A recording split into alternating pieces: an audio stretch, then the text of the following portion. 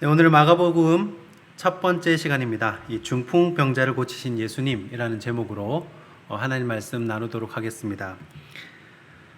저는 개인적으로 이 사복음서 설교를 다른 본문의 설교보다 더 자주 하고 싶은 마음이 있습니다.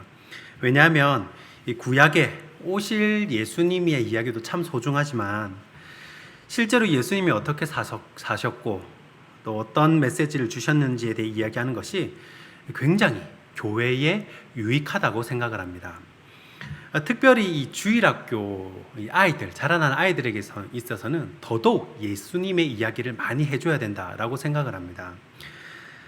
그때 이 사람들은 군중과 제자 그리고 성령 받은 사도로 이렇게 나뉘는데, 군중은 기본적으로 예수님의 기적을 본 사람들입니다. 거기 모여 있는 사람들. 이 단기 선교 가면요, 실제로 안전뱅이가 일어서기도 하고 병자가 낫기도 하는 그런 기적을 경험을 합니다. 군중들은 그것을 다 본 사람들이에요. 그런데 그것을 봤다고 또 예수님을 믿는 건 아닙니다. 안전뱅이가 일어나는 것을 본 것과 또 내가 예수님을 진짜 믿는 것, 예수님처럼 사는 것은 별개의 문제입니다. 제자들은 실제로 자기 삶을 버리고 따르는 사람들입니다. 배를 버리고 또 재산을 가난한 사람들에게 나눠주고 또 필요하다면 기꺼이 이 직장도 내려놓고 예수님을 따르면서 예수님의 말씀을 듣는 사람들이 바로 이 제자들입니다. 자, 또 성령 받은 사도들이 있는데 평생 이 예수님의 수제자라고 하고 또 예수님을 잘 믿는다고 그렇게 인정을 받았던 베드로도요, 성령 받기 전에는 예수님을 여러 번 부인합니다. 여기서 성령 받은 제자와 성령 받지 않은 제자는 종이 한 장 차이, 이 깻잎 한 장 차이가 아니라 하늘과 땅 차이라는 것을 알 수 있습니다. 자, 예를 들어볼게요. 우리가 에베레스트 산을 넘어간다고 할 때 그냥 제자들은요, 배낭 메고 이 험한 산을 힘들게 걸어서 넘어가는 것과 같습니다.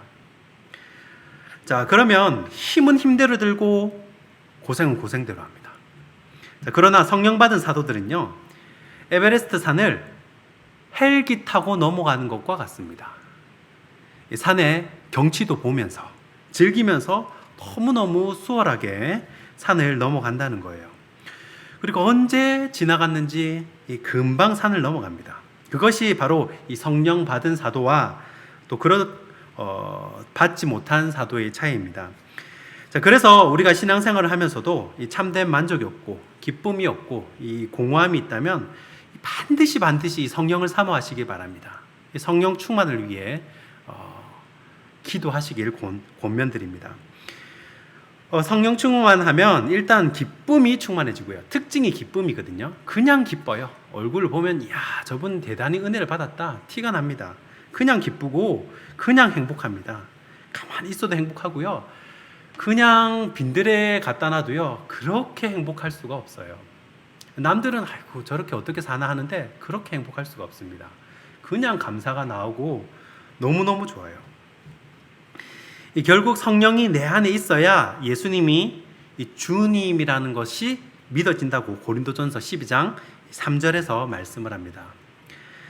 자, 결정적으로 우리의 인생의 고비마다 어떻게 그것을 대처하느냐가 굉장히 중요한데, 이 성육신하신 예수님의 삶을 통해서 이런 상황에서는 이렇게 행동을 하셨구나, 이런 것을 배울 수가 있다는 것입니다.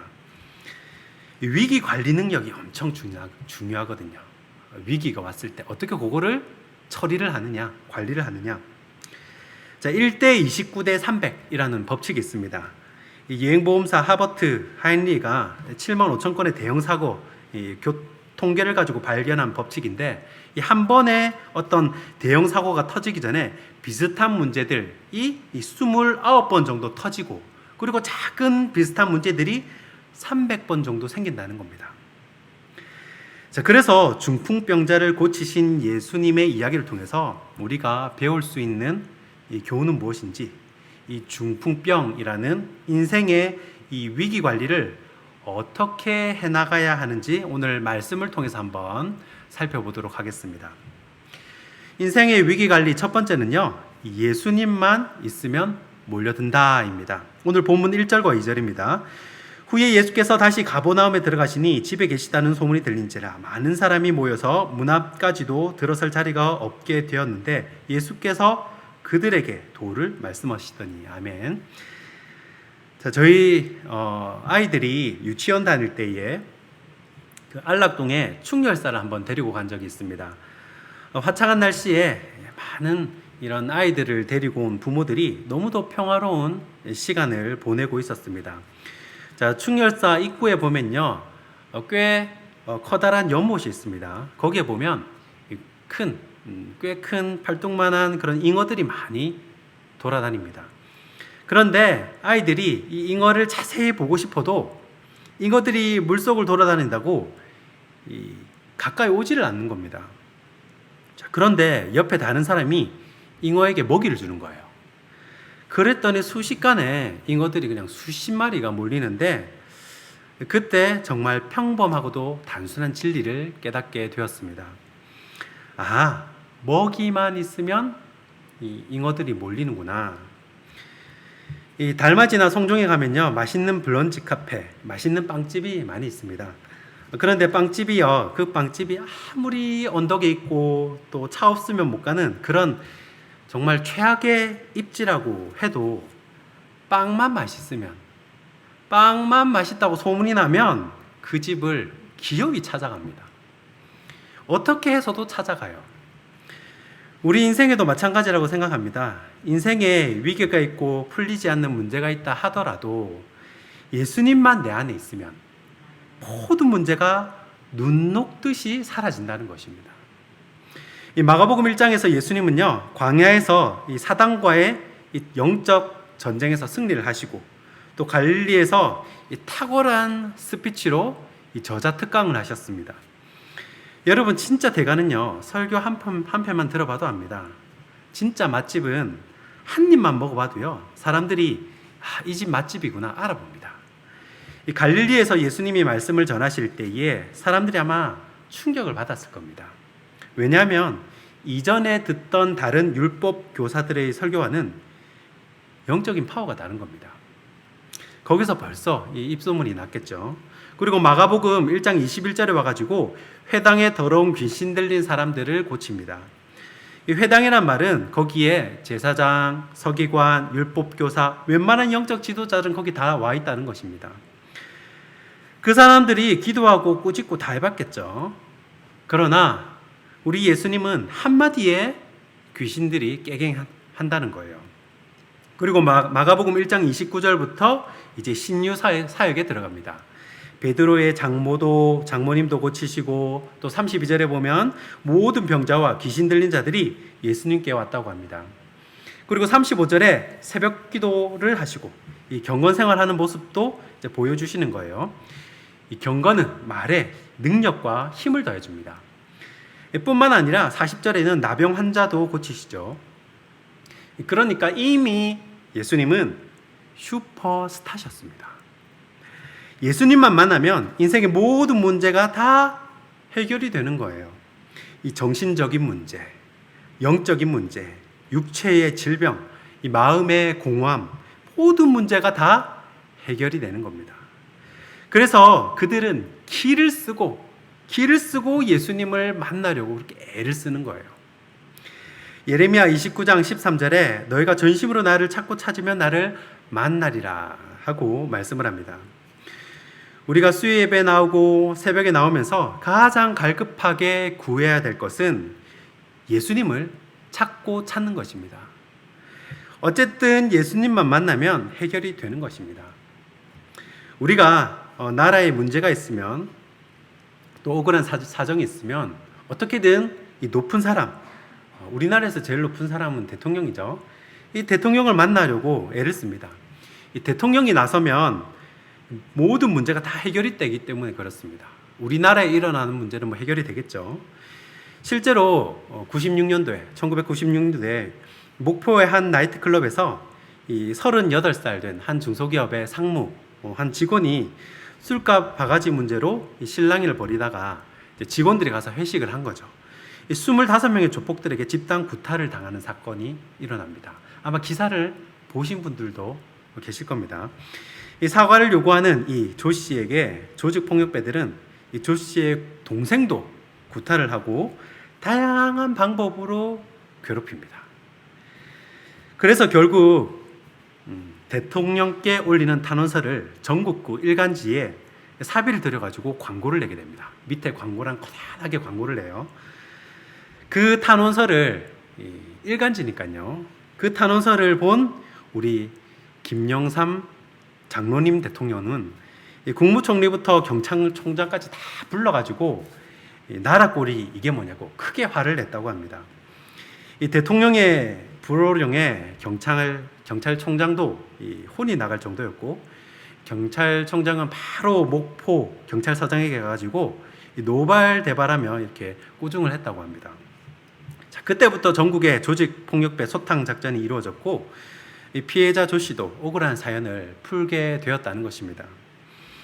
여러분, 사람에게, 이 대통령에게 고해도 이렇게 해결이 된다는 거예요.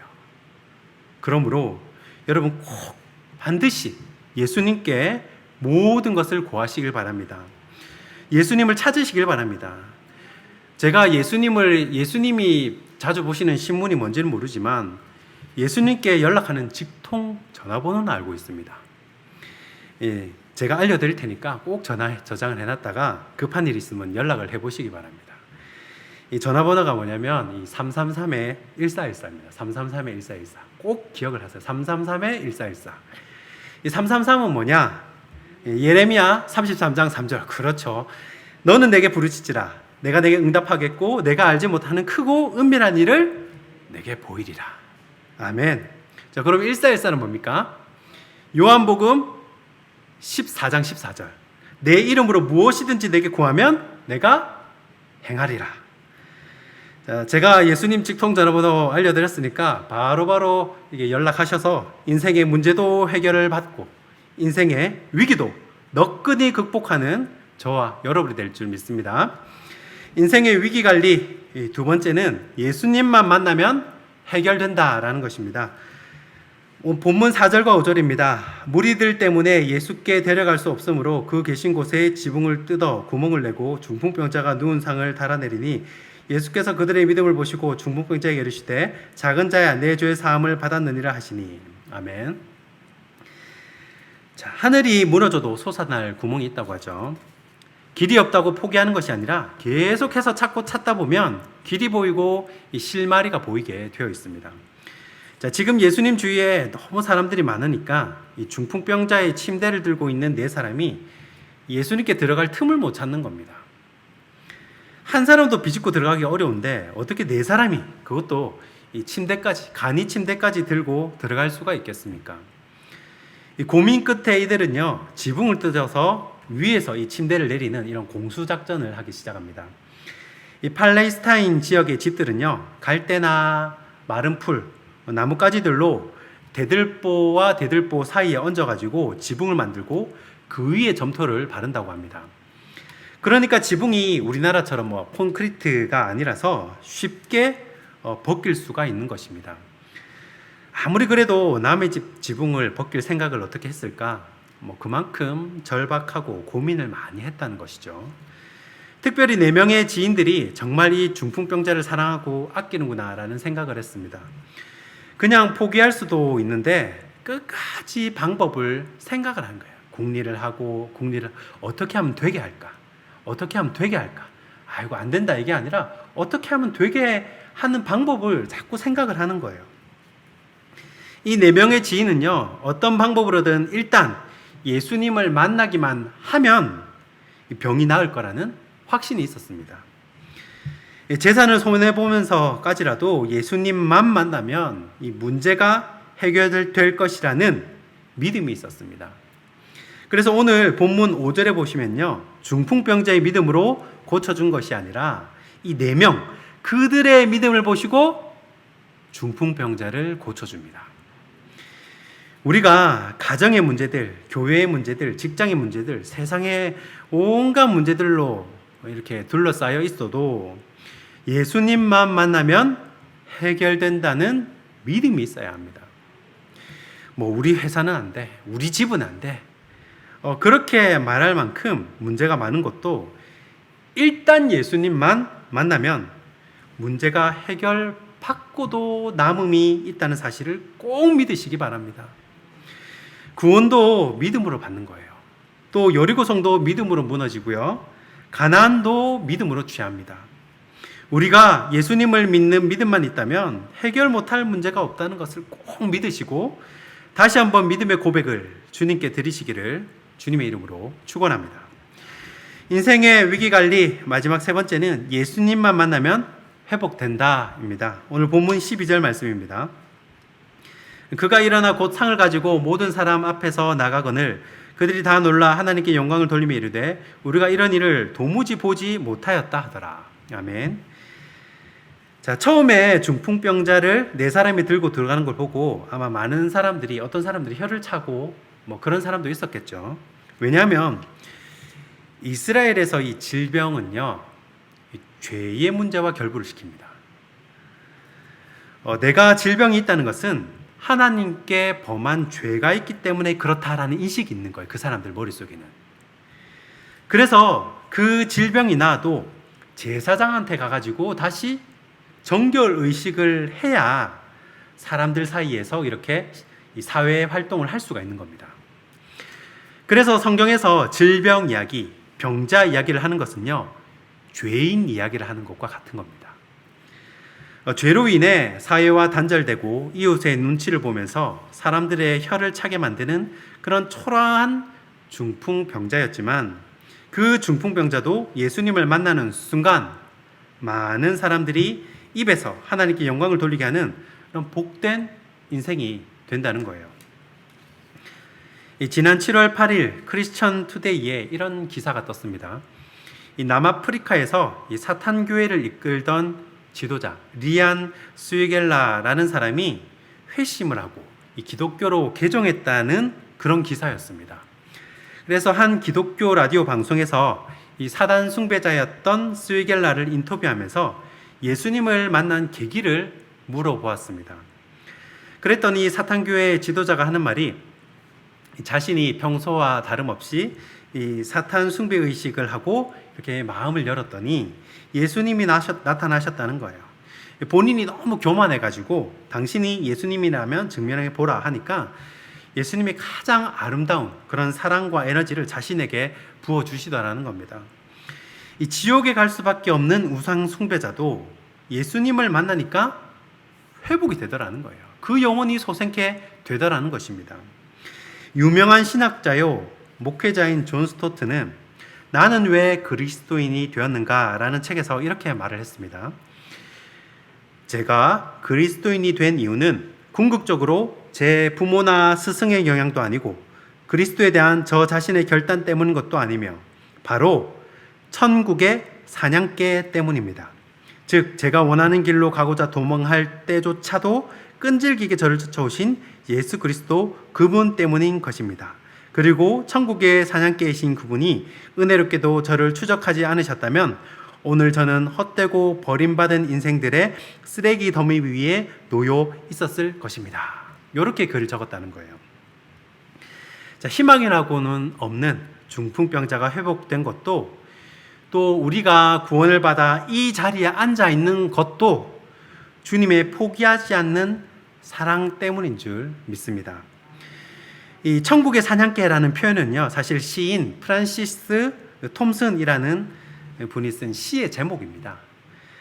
톰슨은 아버지로부터 사랑을 받지 못하고 외로운 유년 시절을 보냈다고 합니다. 이 아버지의 기대에 어긋나서 신부도 되지 못하고 군인도 되지 못하고 또 의사도 되지 못했습니다. 그리고 이 아버지는 이 아들이 옥스퍼드에 가가지고 공부를 하길 원했는데 이 프란시스는 마약에 빠져가지고 런던의 빈민굴에서 살았다고 합니다. 그러던 중에 이 톰슨은 자신을 계속해서 추적해 오시는 그 주님의 사랑을 느낀 거예요.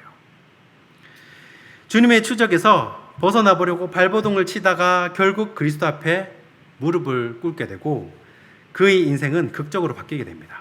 그리고 천국의 사냥개라는 그런 기념비적인 시를 쓰게 되었다는 거예요. 이 시가 상당히 길거든요.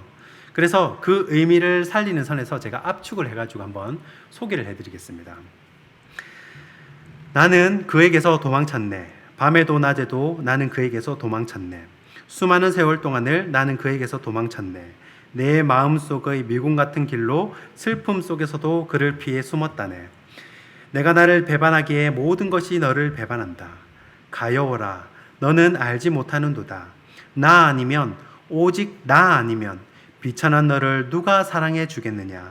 내가 내게서 너의 모든 것을 가져감은 너를 해롭게 하려는 것이 아니라 다만 내가 그 모든 것을 내 품에서 찾게 하려 함이었다. 일어나라. 내 손을 꼭 잡고 가자.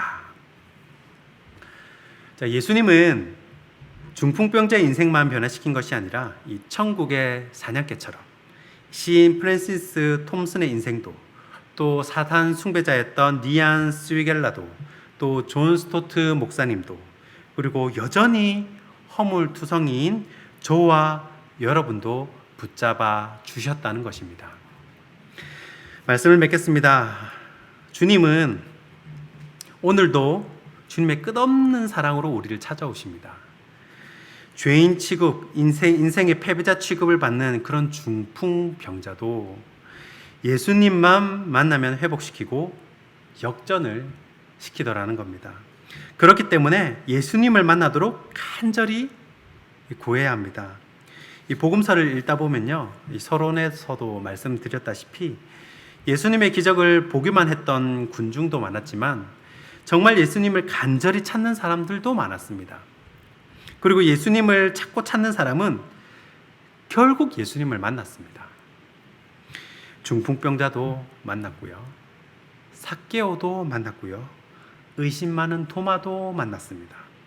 결국은 예수님을 만났습니다. 오늘 저녁에도 예수님을 간절히 찾고 그 예수님으로 인생이 회복되고 이 문제가 해결되는 저와 여러분 되길 주님의 이름으로 축원하고 축복합니다. 기도하겠습니다. 좋으신 하나님, 여전히 허물 많은 저희들을 불쌍히 여기시고 끝까지 포기하지 않고 붙드심에 감사드립니다. 우리가 전심으로 주님을 찾고 찾을 때 주님 응답하시고 기도하는 중에 문제가 해결되고 우리 인생의 회복을 경험하게 하여 주시옵소서. 이제는 우리 주 예수 그리스도의 은혜와 하나님 아버지의 사랑과 성령의 교통하신 은혜가 주님을 사모하고 주님을 찾고 찾는 이 자리 모든 성도들 머리 위에 이제로부터 영원히 항상 함께 있을지어다. 아멘.